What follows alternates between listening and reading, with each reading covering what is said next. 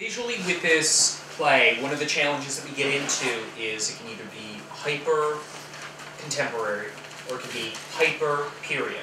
You know, that we're either telling it from people in suits telling that story or people in sandals and swords. And as Tony and I sort of discussed it, we found that neither one was really going to be able to tell the story the way that we would like it to be told.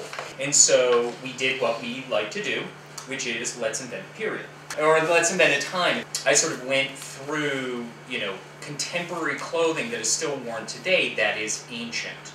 And in doing so, I sort of came into this world of the Middle East where these ancient clothes are still worn, but with a slightly modern update to them. In India, where the cut of clothes are exactly the same as they were worn 2,000 years ago. The challenge was to come up with an environment and a space and a world that wasn't like some,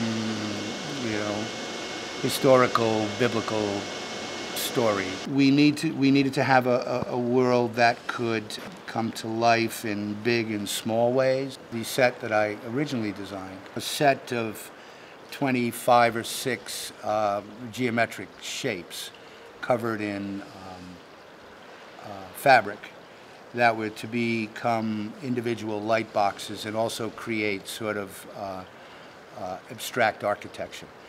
We couldn't actually afford to do the fabric, and I went back to the model and back to conversation with Tony, and we decided that we loved the shapes, liked the shapes a lot, and they did create architecture, they did create flexible space, malleable space, and that not having the fabric on them was probably a better idea than actually covering them. We decided on that. We're in the process of building that, and I'm happy with that.